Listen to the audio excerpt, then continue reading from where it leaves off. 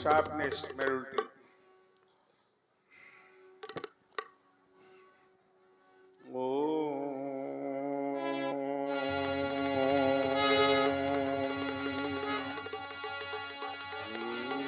Shri Vishwanathaya Namaha. Om Mahakaleshwaraya Namaha. Om Trambakeshwaraya Namaha. Om Shivaya Namaha. Om Shivaya Namaha. Om Shivaya Namaha.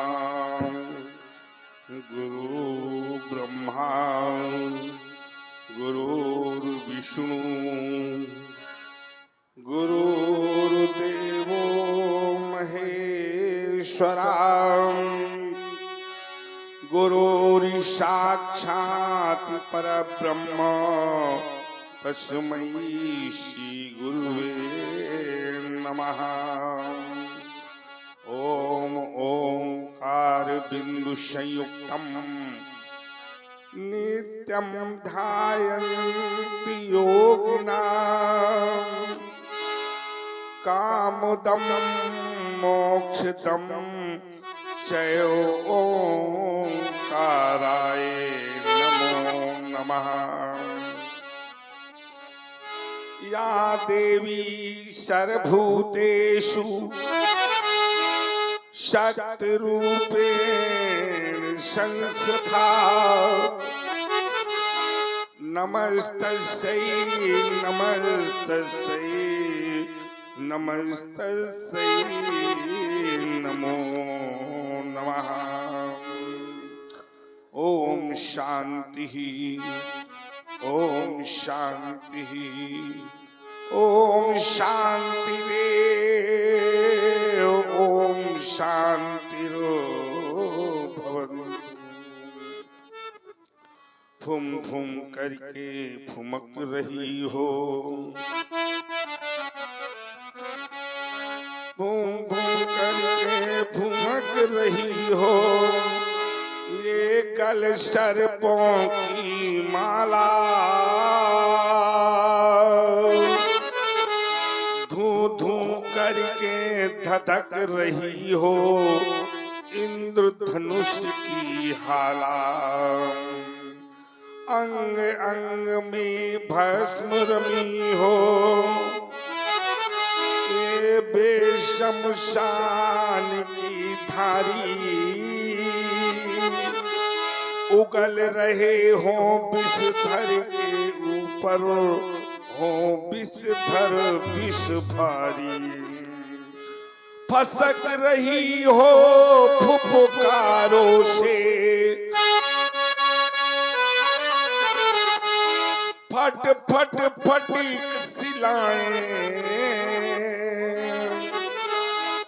बम बम करके बमक रही हो ये प्रबल शंभु सेनाएं और डिम डिम करके डिमक रही हो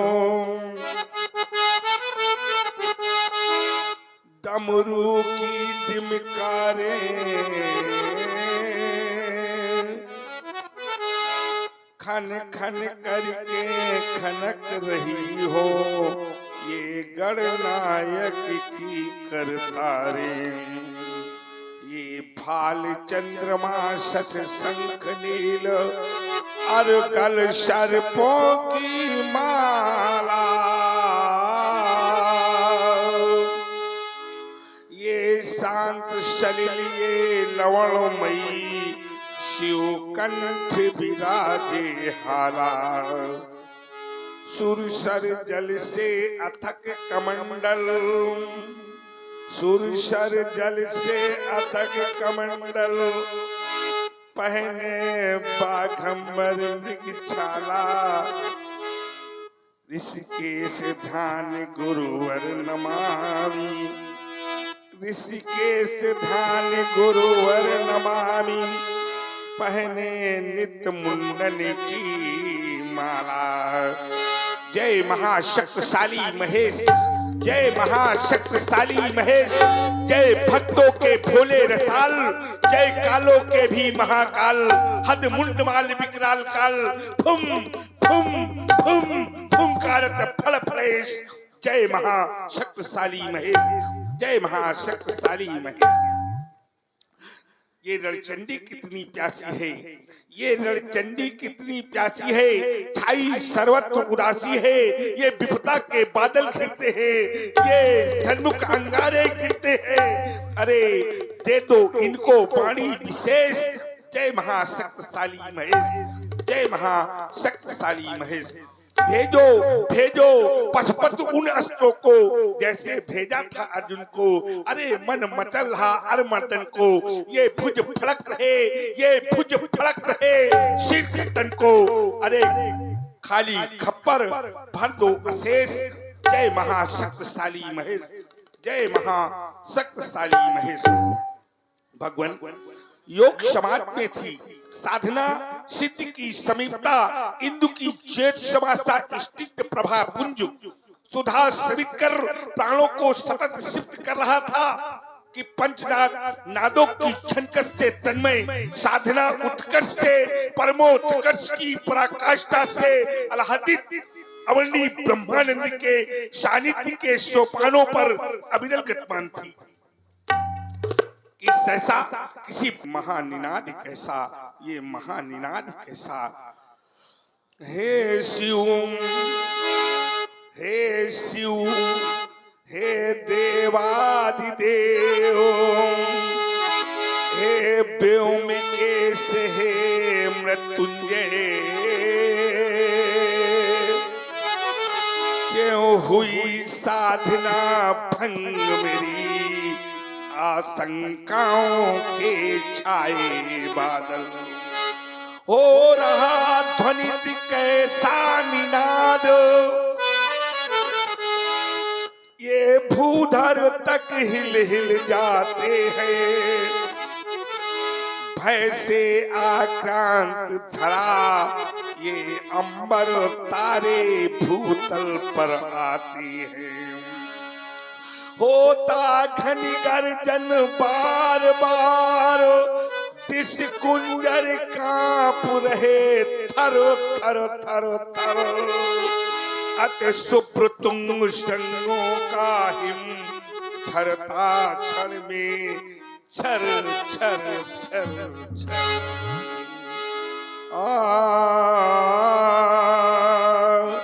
भाग चले सिंह बनचर बरूथ, ये जग में कैसा उत्पात हुआ।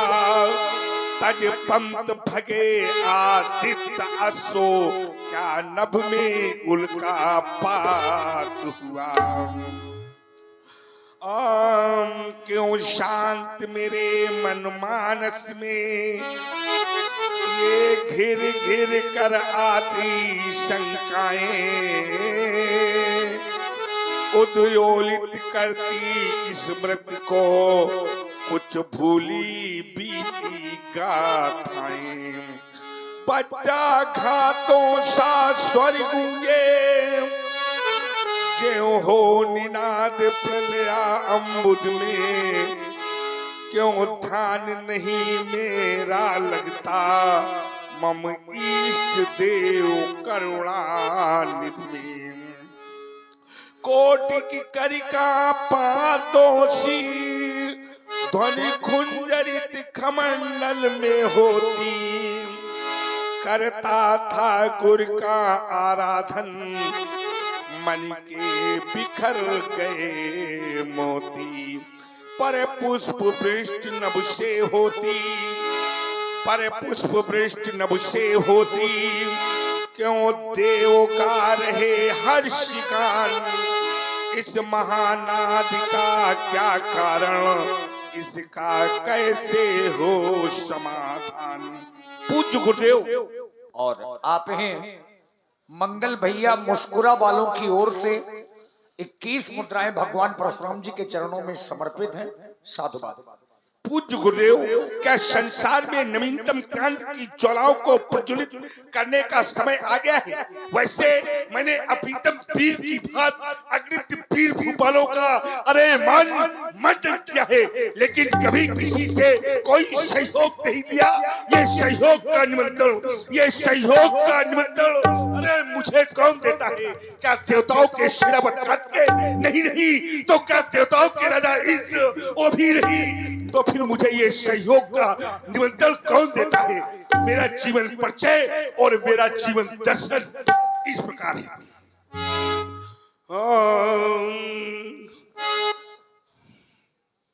रहे ना कभी हम किसी के सहारे,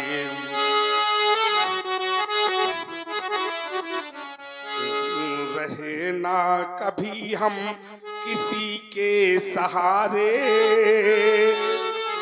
समर में कभी भी किसी से भी न हारे। ये समय के थपेड़ों से मैं ऊबा नहीं हूँ, बिना बारिदों में मैं डूबा नहीं हूँ। थकाना कभी और ना कर पसारे, रहे ना कभी हम किसी के सहारे। नहीं शेष कोई डगर है मही पर, मध्यम के 2.5 ऊपर चले गए।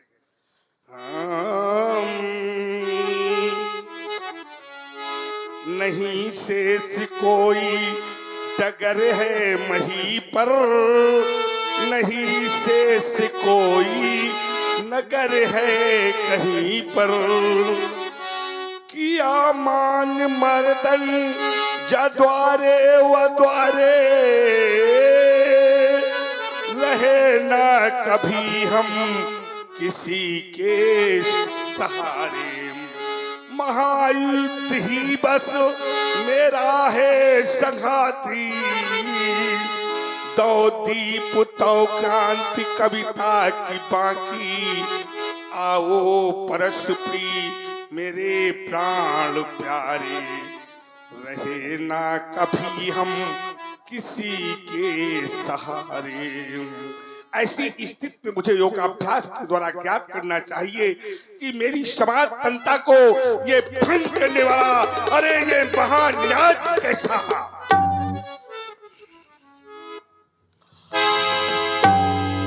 ज्ञात हो गया, गात सम्हारा शब्द ने बात है कछुआन और जान पर भंजेव को शिव धनुष बलवान। किसी कूर पापी कलंकी के द्वारा भगवान शंकर के आयुध का खंडन, तो मेरे द्वारा उसके सार का खंडन।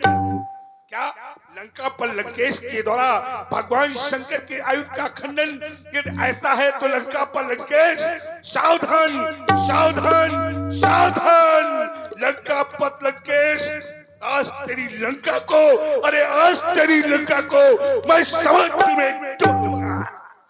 नहीं नहीं नहीं, वह अत्याचारी है, अत्याई है, पापाचारी है, लेकिन वह शिव भक्त है। ऐसा कार्य वो सब में भी संपादित नहीं कर सकता। अस्त मेरा कर्तव्य तोरो है चाप यदि पापी कलंकी ने अरे तो काट के शीश रक्त नदियां बहूंगा। मार डरो पीस डरो अरे पकड़ो बरोड डरो मिथिला चाय ऐसे प्रेम बचाऊंगा। मार के खिलाई जाओ या पूरी पठाई जाओ वाके धनुष तोड़वे को आज बजा चखाई जाओ।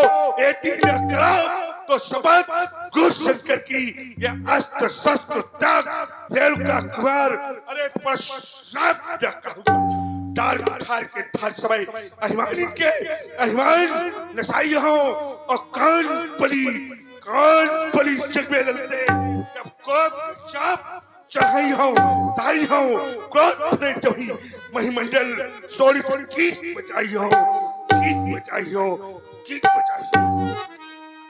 आश्रम की देवी, आश्रम की रक्षा करना, वन के देवता वन की रक्षा करना मैं मिथिला की ओर प्रस्थान करने जा रहा हूँ। अस्तु। समाज में उपस्थित भगवान शंकर के प्रिय भक्तों, एक बार प्रेम से बोलो शंकर भगवान की।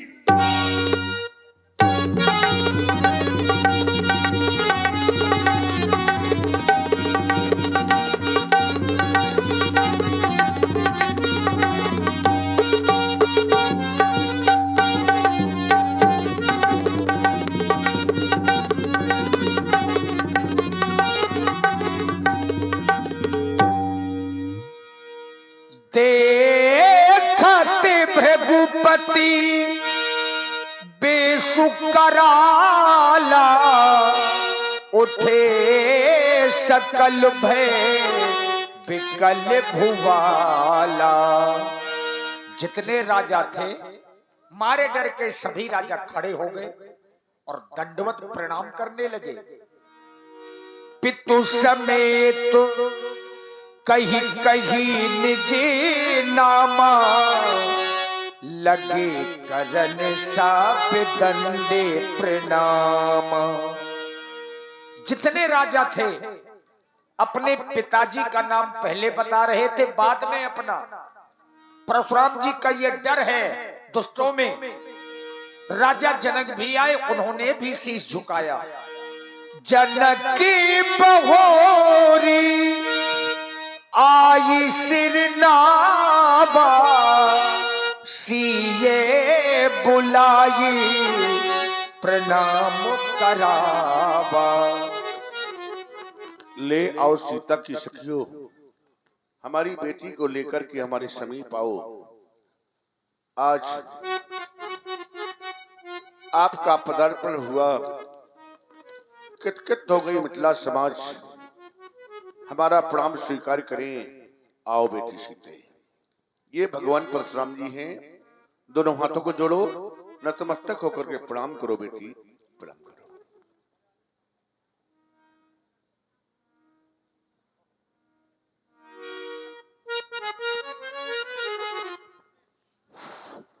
ये सखियां मिथिला की ही हैं। हाँ हाँ। श्रीध्वज, तुमने मुझको प्रणाम किया, मुझे आशीर्वाद दे देना चाहिए, लेकिन मैं विचार करता हूं व्यास जी, मैं विचार करता हूं कि मैंने क्षत्रिय नपालों को आशीर्वाद मैं नहीं देता। अगर मैं श्रीध्वज को आशीर्वाद नहीं देता तो क्या श्रीध्वज को कुछ भी प्राप्त नहीं होगा? होगी, लेकिन नित्य प्रति करने से प्राप्त होंगी। यही सत्य है। एक दिन के करने से नहीं। शाम रात्र में कोई इसका प्रयोग कर रहा था जी। तो मैं इसका प्रयोग देख रहा था।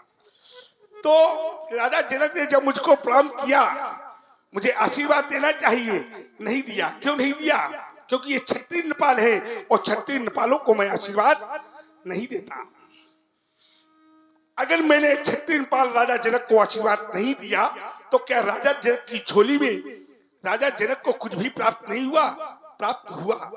तो मनुष्य स्मृति का वो सूत्र कहता है, नीति सूत्र है वो, और मनुष्य स्मृति का सूत्र है वो। सूत्र कहता है कि अगर कोई अपने बड़ों को प्रणाम करता है, अपने माता पिता को प्रणाम करता है, अपने गुरुजनों को प्रणाम करता है, अपने बड़े भाई को प्रणाम करता है, शास्त्र तो यहाँ तक अनुमति देता है कि यदि कोई शत्रु है और शत्रु प्लम्ब है और आप शत्रु को प्रणाम करते हैं और शत्रु कुछ भी नहीं कहता, तो भी भगवान आपकी झोली में चार चीजें अपने आप डाल देते हैं।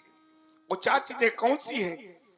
तो सूत्र है, अभिवादन शीलेश नित्यम वृद्धोपि सेवना चत्वार तस्य वर्धन्ते आयुर्विद्या यशो बलम।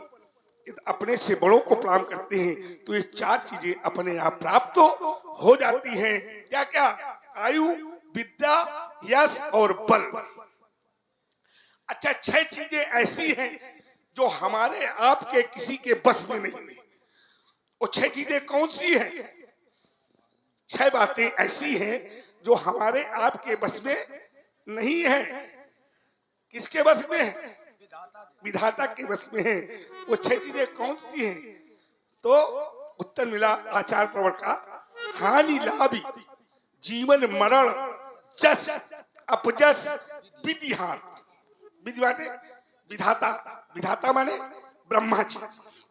ये ब्रह्मा जी के हाथ में है। क्या क्या हानि, अगर कहीं हानि हो जाए तो ज्यादा दुखी होने की आवश्यकता नहीं है। क्यों? क्योंकि हानि हमारे बस में ही नहीं है। जाने दो, जाने दो। जितने लोग जा पाए जल्दी जाएं, क्योंकि अब यहाँ रह जाएगा कौन? अब यहाँ वही रह जाएगा जो मक्खन है।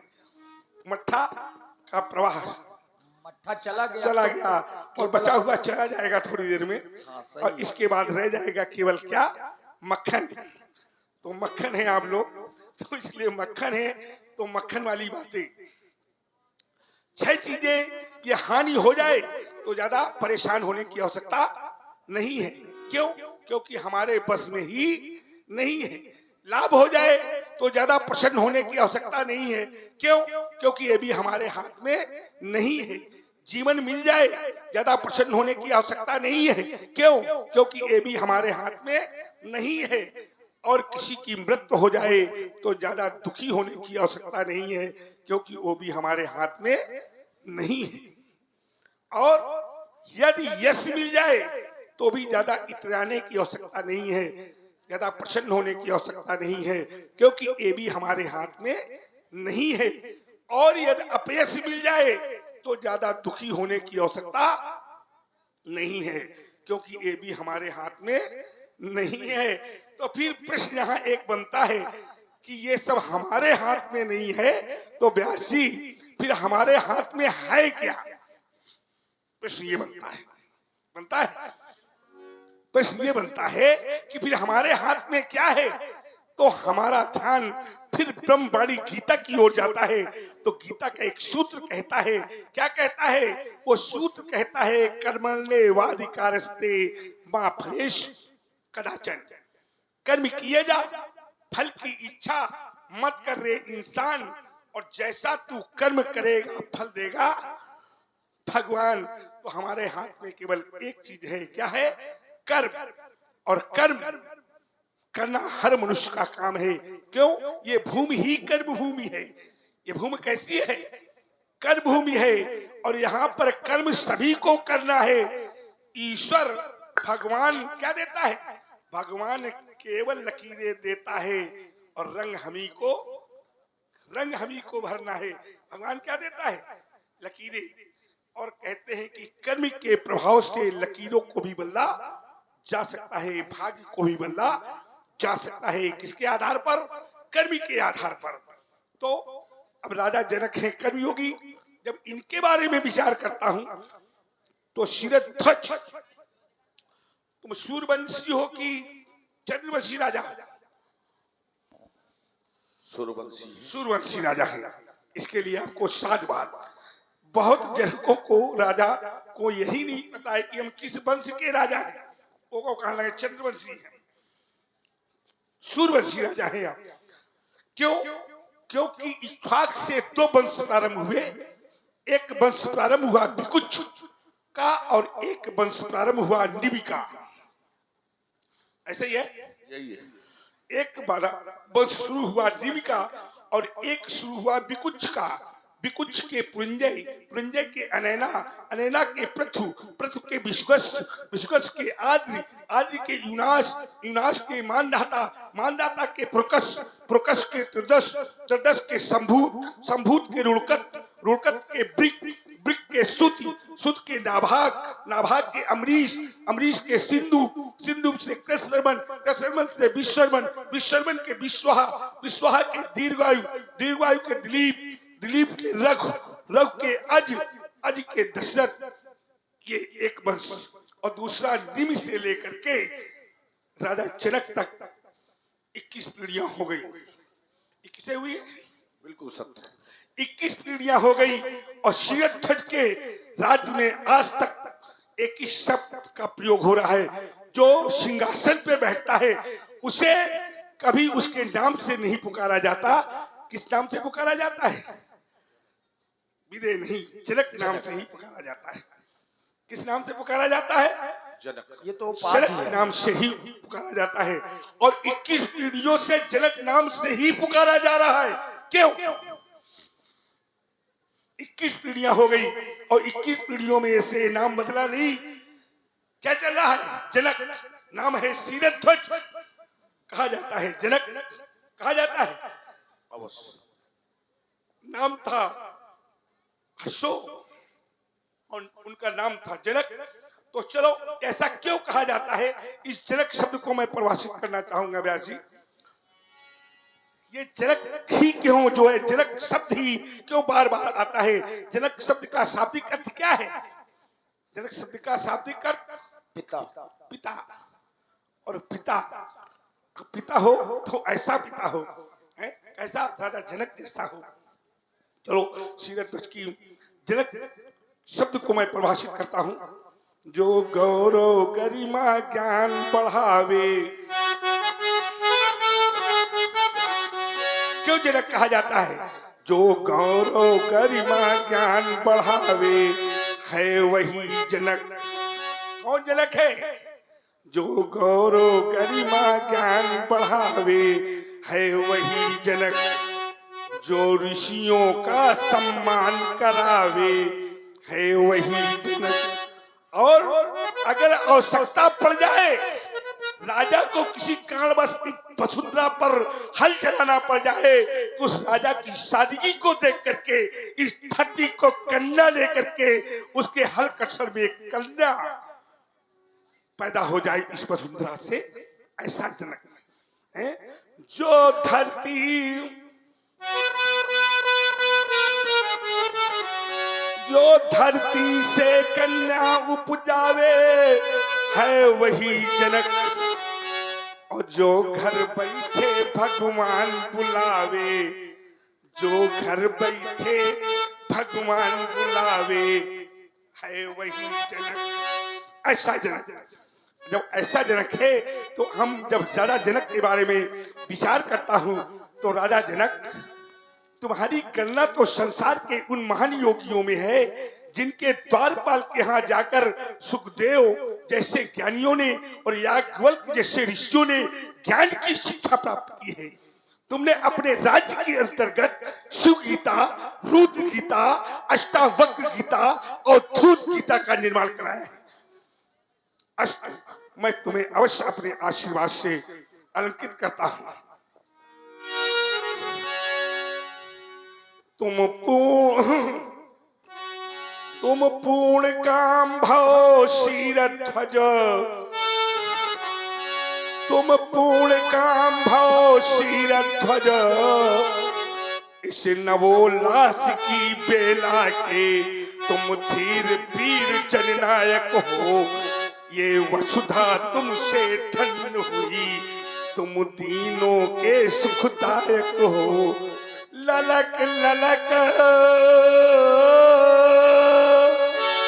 ललक ललक मंजुल मणि से करही आरती कमला सज। तुम पूर्ण काम भव शीरध्वज, तुम पूर्ण काम भव शीरध्वज। शीरध्वज यशस्वी भव, कीर्तिमान भव, बुद्धिमान भव, धर्मनिष्ठ भव, कर्मनिष्ठ भव, तपोनिष्ठ भव, तपोधन भव, वेदाध्यायी भव, महात्मा भव। शीरध्वज महात्मा भव। सीये बुलाई प्रणाम करावा। करो करो बेटी, भगवान परशुराम जी हैं, नतमस्तक होकर के उन्हें प्रणाम करो बेटी। शीरध्वज, ये बालिका तुम्हारी है? हाँ हाँ प्रभु, मेरी है। ये तुमने जाई है? नहीं, पाई है। इसको तुमने पाई है? अवश्य। जाई नहीं है? नहीं। हाँ, पाई है। तो इस बालिका से तुम्हारा क्या संबंध है? एक बेटी और पिता का संबंध क्या हो सकता है?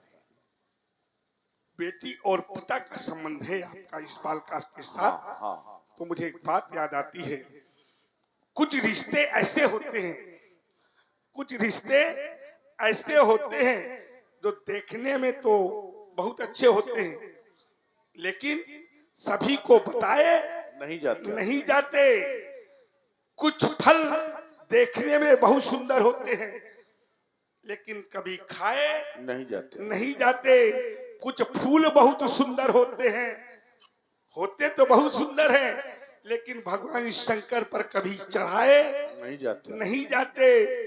और कुछ मित्र बहुत अच्छे होते हैं, मित्रता तो की जाती है, हाँ, बनाए जाते नहीं, घरों में बुलाए नहीं जाते। घरों में कभी बुलाए नहीं जाते। व्यास जी कौन से मित्र नहीं बुलाए जाते?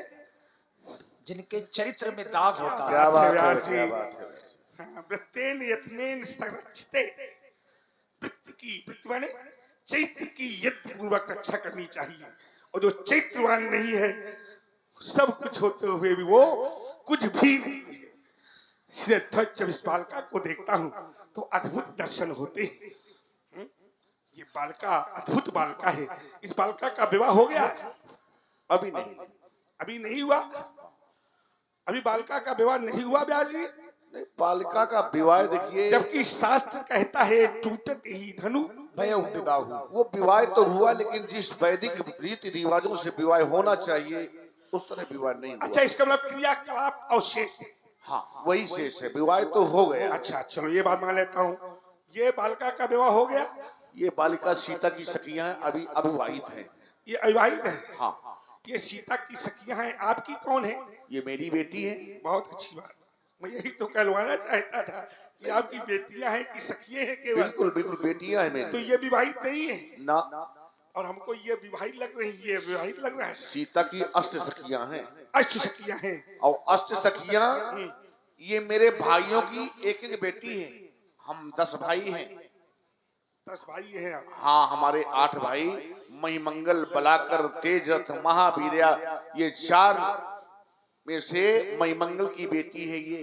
महिमंगल की बेटी ये हाँ। है। और जो चतुर सखी आपको दिखाई दे रही है, चारुशिला नाम है इसका। शारशिला। हाँ, ये तेज रूप की पुत्री है। सुशीला वगैरह का है? सुशीला वह राजमहलों में। अच्छा, राजमहलों में है। हाँ, राजमहलों में। इनको सुशीला वगैरह, सुशीला आदि को जो सखियां राजमहलों में है, वो सखी के सुशीला, साथ, क्षमा, लता, पल्लवी सब राजमहलों में। ये सीता के साथ क्यों नहीं आई? सीता के साथ भी चलती हैं, लेकिन अनायास कोई कारण लग जाने के कारण वो नहीं आ पाई हैं। नहीं आ पाए। अच्छा, ये 2 बालिकाएं हाँ, हैं ये 2 साथ में ही रहती हैं बराबर। हमेशा। अच्छा, ये बालिका अद्भुत है शिरध्वज। जब इस बालिका को मैं देखता हूँ तो नाना प्रकार के दर्शन इस बालिका से होते हैं। कभी मैं इस बालिका में माता कुष्मांडा के दर्शन करता हूँ, तो कभी इस बालिका में मैया गौरा के दर्शन करता हूँ, तो कभी माता हिमशैल सुता के दर्शन करता हूँ, तो कभी माता कात्यायनी के दर्शन करता हूँ, कभी माता स्कंद माता के दर्शन करता हूँ, तो कभी जगत जननी माता दुर्गा के दर्शन होते हैं। 9 इधर क्या हो रहा है? ये रामलीला है, और रामलीला मनोरंजन का साधन नहीं है। रामलीला मनोरंजन का साधन नहीं है। रामलीला की एक पंक्ति आपके भविष्य को बदल सकती है, अगर उसे आत्मा से ग्रहण किया जाए। क्यों व्यास जी, ऐसा है ना? हाँ, तो इसलिए यहाँ पर वो आकृत और प्रखर बनाए जो यहाँ पर प्रसंग चल रहा है। देखिए, थोड़ा समाज, अब समाज तो शांत है, थोड़ा सा नौयुवक लोग हैं, बच्चे हैं, हम उनसे कहेंगे कि बढ़िया आओ आगे आकर के आगे बैठो। बैठो और एक सभा बनाओ, एक सभा का निर्माण करो जहाँ पर अच्छा सत्संग हो सके। और बिना सभा के सत्संग करना बहुत कठिन है। ऐसा ही है, बहुत दुर्लभ है। आपकी सभा बिल्कुल में अंकुश नहीं लगाया आपने। नहीं, अंकुश है। अब धीरे धीरे लोग सुन रहे हैं, आ रहे हैं, बैठेंगे, समाज बना करके बहुत बैठेंगे। सीधे साधे राजा हैं आप, जी जी जी। ज्यादा किसी को परेशान नहीं करना चाहते हैं। नहीं, परेशानी से गुजरे हैं, इसलिए परेशान हम नहीं करना चाहते। बहुत अच्छी बात है।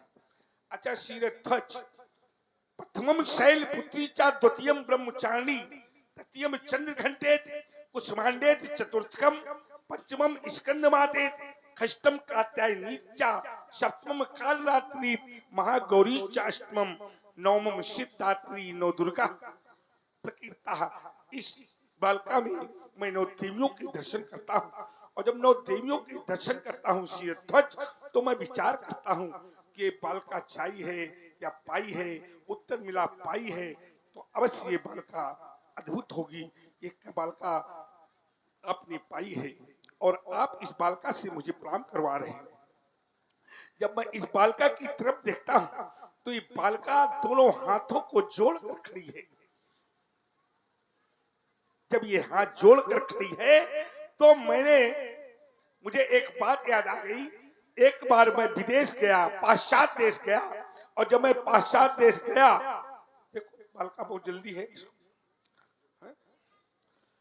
जब मैं विदेश गया, पाश्चात्य देश गया, तो पाश्चात्य देश में मैंने देखा एक पिता ने अपनी पुत्री से कहा कि भगवान परशुराम है, इनको प्रणाम करो। तो बालिका मुझे प्रणाम नहीं कर रही थी। क्या कर रही थी?